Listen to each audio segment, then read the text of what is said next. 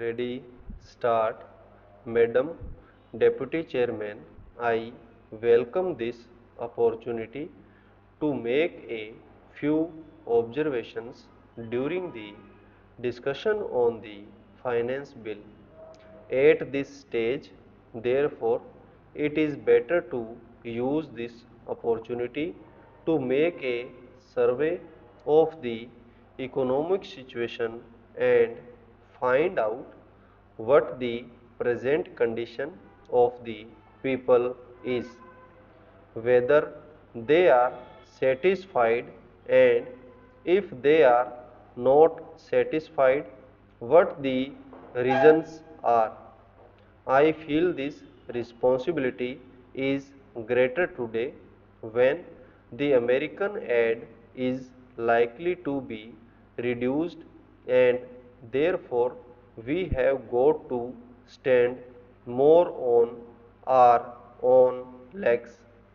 When the plan was set forth, there were three sources from which we hoped to get finance for the plan, namely our own resources from the revenues, loans within the country through savings, and thirdly, foreign help.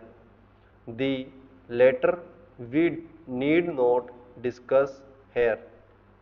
If we study the accomplishments of the plan and the resources that it has been possible to raise, we cannot deny that our expectations have not been fulfilled, and we have therefore to find out the reasons which have led to that situation.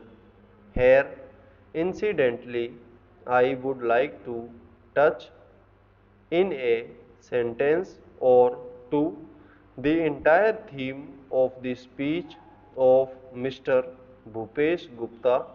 It is very easy to say this should be done or this could have been done from the opposition point of view, but I would like to ask him a question and he can reply to it later in some other speech, whether in Russia it would be possible for anybody not in the debate in the parliament but even outside to utter a single sentence against the government policy. In our democratic setup, we have allowed the people to criticize government policies. Even as Congress people, we are free to criticize the policies of the government, but the point is whether the doubts raised in the minds of the public by the people in the opposition who show their loyalty to a different setup would be conducive to create the enthusiasm that is necessary and the inspiration that is necessary to give their very best to fulfill the targets of the plan. This planned economy is really not a thing that will go successfully hand in hand with a democratic setup unless some other things are there, and they are the inculcation of a national spirit, giving of proper national education to develop a national outlook. Unless these things are done as they are in other countries, like England, unless that type of spirit is created in the country by all the people of all types of views not being allowed to create differences and doubts in the minds of the people. We cannot, in a democratic setup, have the success which we want, and we cannot fulfill our promises to the people. Without going further into that aspect, which really came to my mind as a result of the long speech of Mr. Bhupesh Gupta, I would like to make a few suggestions so that a proper attitude towards giving of one's best to the plan and to raise the national economy can be developed.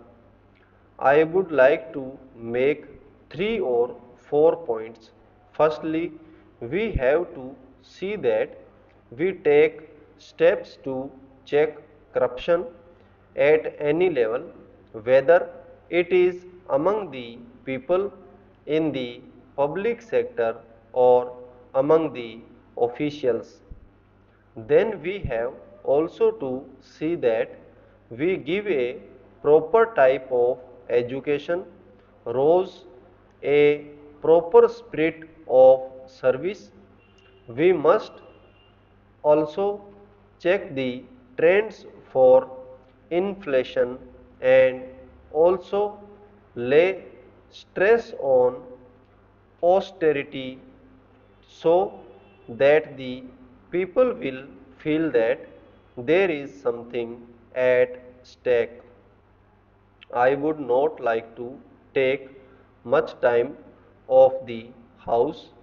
The main problem in our country is the growing population, and in spite of all the efforts that are made to raise the standard of living and raise production, etc., the results are not as easily perceptible as they should have been. That is a separate problem by itself, but in spite of that, it is possible for the government to show better results if the government were to undertake immediately and see that some of the promises that are made, the acts that are passed, and the plans that are drawn up are properly implemented.